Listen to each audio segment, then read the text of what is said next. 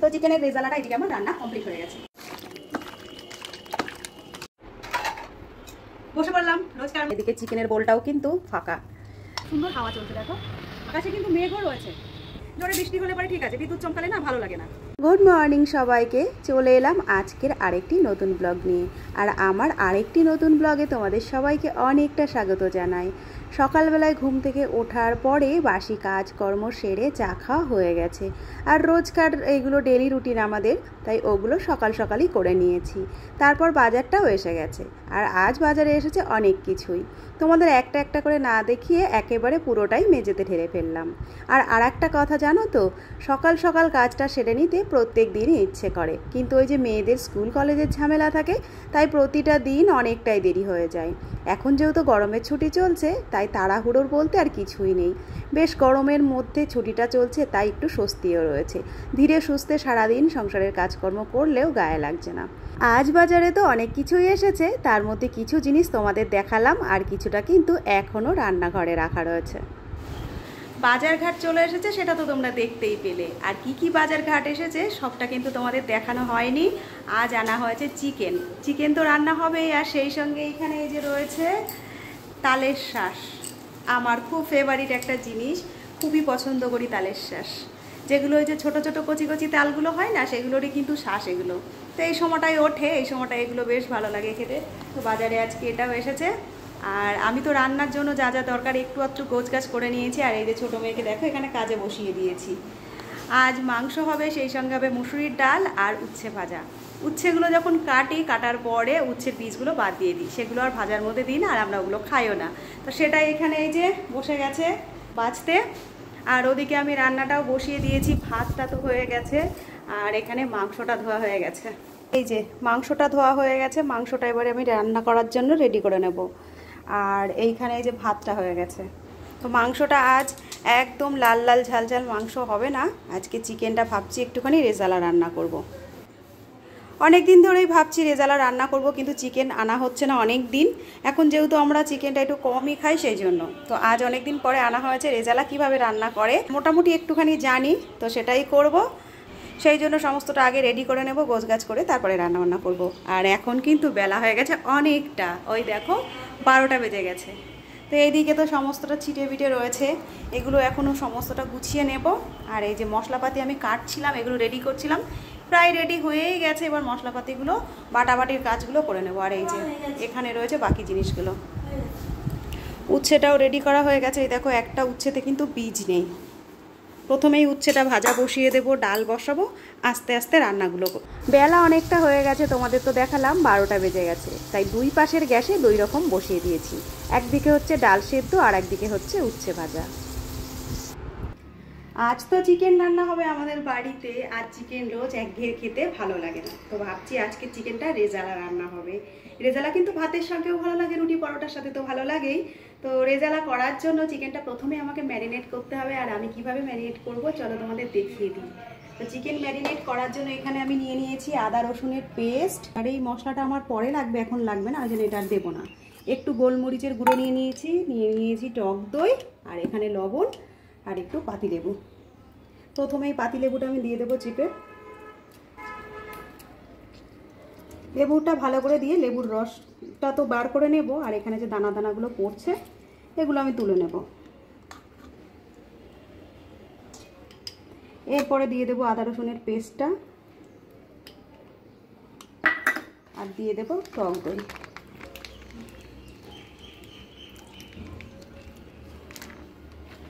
গোলমরিচের গুঁড়ো যতটুকু নিয়েছি আমি পুরোটাই দিয়ে দেবো, আর দিয়ে দেবো লবণ। লবণটা তোমরা তোমাদের মতো করে দেবে, যতটা পরিমাণ চিকেন ততটা পরিমাণ। আমি এখন একটু দিলাম, পরে আর বাকিটা দিয়ে দেবো। ভালো করে আবার হাত দিয়ে চিকেনটা আমি সুন্দর করে মাখিয়ে নেব।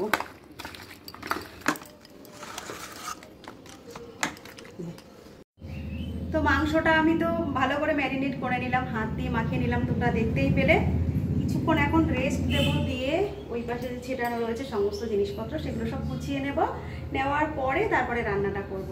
আর রান্নাটা আমি কিভাবে করছি ছোট্ট করে তোমাদের সঙ্গে একটুখানি শেয়ার করে দেবো। তো গুছিয়ে নিই সমস্ত চারিদিকটা, তারপরে রান্নাটা করবো আর তোমাদের সঙ্গে শেয়ার করে দেবো। চিকেনটা যখন আমি ম্যারিনেট করেছিলাম তার ভেতরে সাদা তেল দিয়েছিলাম না, বেশ খানিকক্ষণ ফ্রিজে রাখার পরে এখন বার করে নিয়েছি। আর এবারে দিয়ে দিলাম আমি কয়েক চামচ সাদা তেল। সাদা তেলটা দিয়ে মাখানোর পরে আর রেস্ট দেওয়ার প্রয়োজন নেই, এখনই রান্নাটা আমি বসিয়ে দেব। আর আমি কিভাবে রেজালাটা রান্না করি সেটাও তোমাদের কাছে শেয়ার করব। কড়াইটা ভালো করে গরম করে নেওয়ার পরে দিয়ে দিয়েছিলাম কয়েক চামচ সাদা তেল। তার ভেতরে দিয়ে দিলাম গোটা গরম মশলা, গোটা গোলমরিচ আর 2-3টে শুকনো লঙ্কা ফোড়নে। ফোড়নটা বেশ লাল লাল হয়ে যাওয়ার পরে দিয়ে দিয়েছিলাম আগে থেকে পেস্ট করে রাখা কাঁচা লঙ্কা আর পেঁয়াজের পেস্টটা। বেশ কিছুক্ষণ নাড়াচাড়া করে একটু ভেজে নিলাম। নেওয়ার পরে দেখো যে ম্যারিনেট করা চিকেনটা ছিল সেটা দিয়ে দিলাম।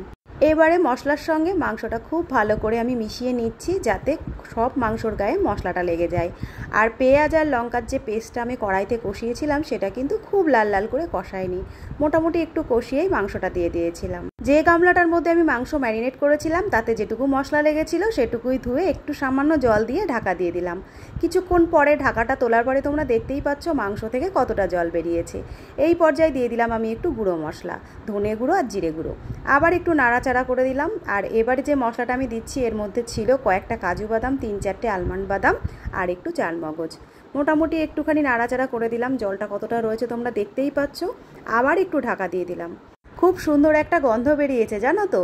আর এই পর্যায়ে আমি ঢাকাটা তুলেছি, তোমরা দেখতেই পাচ্ছ দেখতে কতটা সুন্দর হয়েছে। নুনটা একটু চেখে দেখেছিলাম, দেখলাম একটু কম লাগছে, তাই একটু লবণ আর স্বাদ ব্যালেন্সের জন্য একটু মিষ্টি দিয়ে দিলাম। আর সব শেষে দিয়ে দিলাম একটু গোলমরিচের গুঁড়ো আর 2-3 ফোঁটা আতর। আতরটা তোমরা স্কিপ করলে করতেই পারো, এর পরিবর্তে দিয়ে দিতে পারো সামান্য একটু কেওড়া জল। চিকেনটা আমার রেডি হয়ে গেছে, এবার নামাবো। আর নামানোর ঠিক আগ মুহূর্তে দিয়ে দিলাম একটুখানি রিং করে কেটে রাখা পেঁয়াজ। চিকেনটা রেডি পুরো, আর দেখতে কতটা সুন্দর হয়েছে তোমরা দেখতেই পারছো। চলো এবারে নামিয়ে নিই।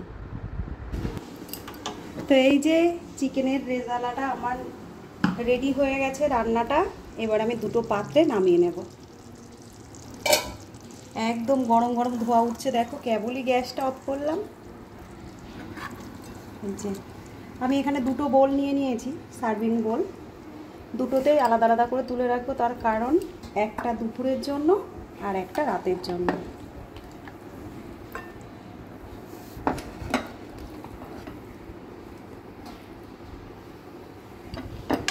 রান্নাটা একদম তোমাদের সামনেই আছে, তোমরা দেখতেই পাচ্ছ কেমন হয়েছে দেখতে।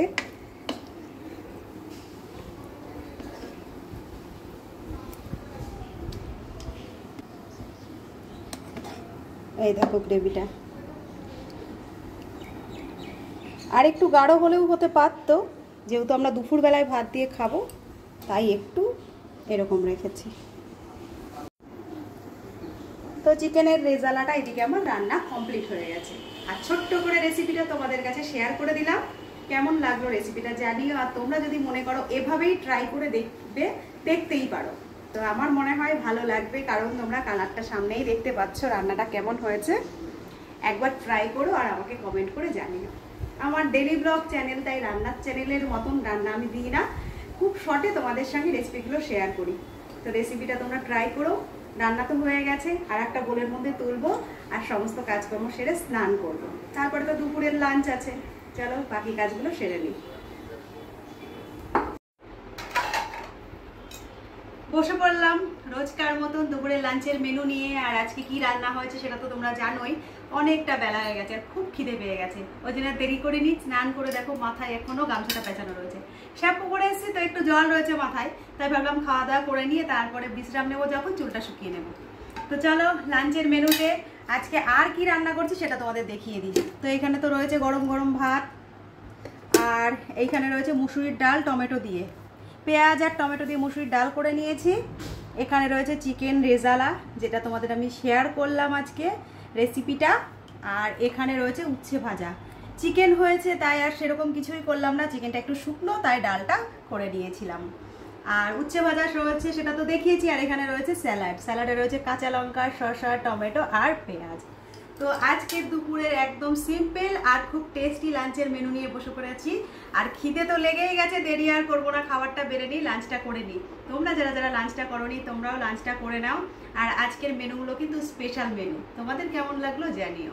খাবারটা বেড়ে নিই, সবাই বসে আছে ওয়েট করছে, খাওয়া দাওয়াটা সেরে নিই।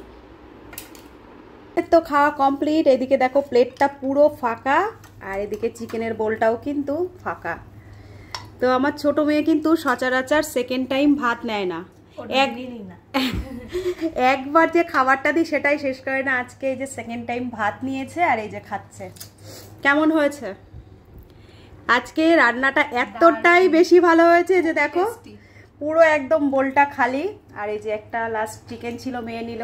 যদিও আমি রাতের জন্য যে আলাদা রেখে দিয়েছি, এটা রাত্রে রুটি দিয়ে খাওয়া হবে। আর এই যে ডাল কেউ ছোয়নি ওর বাবা ছাড়া। তো তোমরা এইভাবে রান্না করে খেয়ে দেখো। আমি আর রিভিউটা না দিয়ে পারলাম না। আর আমার পাত্র তোমরা দেখতেই পাচ্ছ, চেটে পুটে পুরো পরিষ্কার করে ফেলেছি। তো এইভাবে রেজালা রান্না করে তোমরা খেয়ে দেখো, আর আমাকে অবশ্যই কমেন্টে জানিও।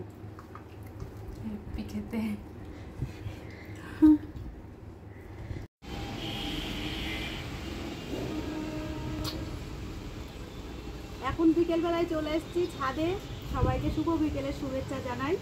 আর এই যে ওবেলায় যে তালের শাঁসগুলো এনেছিল, সেই তালের শাঁসগুলো নিয়েই ছাদে একটু বসে পড়েছি। আর চারিদিকটা তো খুব সুন্দর হাওয়া চলছে দেখো।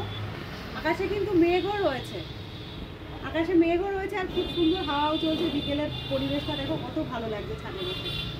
আর এই সময় যদি একটু খাওয়া যায় কিছু, তাহলে তো কোনো কথাই নেই। এই যে কচি কচি একদম তালের শাঁসগুলো নিয়ে এসেছে, এগুলোর বসে একটু ছাড়িয়ে নিচ্ছি। এগুলোর সঙ্গেই আজকে বিকেলটা আমাদের হয়ে গেল।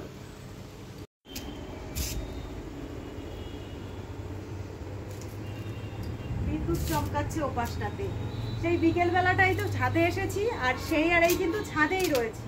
হাওয়া চলছে ভালো, খুব ভালোও লাগছে। আবার সন্ধ্যার দিকে এরকম পরিমাণ মেঘ হয়েছে, বিদ্যুৎ চমকাচ্ছে, একটু ভয়ও করছে। জোরে বৃষ্টি হলে পরে ঠিক আছে, বিদ্যুৎ চমকালে না ভালো লাগে না। তো এই যে এই পাশটায় দেখো কি পরিমাণ মেঘ করে রয়েছে এখনো। এদিকটাই দেখাও, দেখো এই পাশটায় কেমন একটা কালো মেঘ ওপর দিকে উঠে আসছে। তো এখন তো প্রায় রোজই এরকম চলবে, যেহেতু বর্ষাকাল চলে আসছে। প্রত্যেক দিনই প্রায় এরকম মেঘ করবে বিকেলের দিকে। আর কাল বৈশাখী ঝড় তো থাকেই, সেই সঙ্গে এরকম বৃষ্টি, মেঘ ডাকা এগুলো চলতেই থাকে। তো পরিবর্তনই তো জীবন, প্রত্যেকদিন কিছু না কিছু এরকম চলতেই থাকবে, আর আমাদের মেনেও নিতে হবে। তো যাই হোক, আজকে সারাটা দিন কি কি করলাম না করলাম সবটাই তোমাদের ভিডিওর মাধ্যমে তুলে ধরলাম। আমার ব্লগগুলো তোমাদের কেমন লাগছে কমেন্টের মাধ্যমে জানিও। আর যদি ভালো লাগে একটা লাইক কমেন্ট করে দিও। রোজই তোমাদের সামনে হাজির হয়ে যাই নতুন নতুন ব্লগের সঙ্গে, আবার খুব তাড়াতাড়ি হাজির হয়ে যাব নতুন আরেকটি ব্লগের সঙ্গে। আজকের মতো তাহলে আসছি, সবাই খুব ভালো থেকো, সুস্থ থেকো। দেখা হচ্ছে পরের একটি নতুন ব্লগে। টাটা।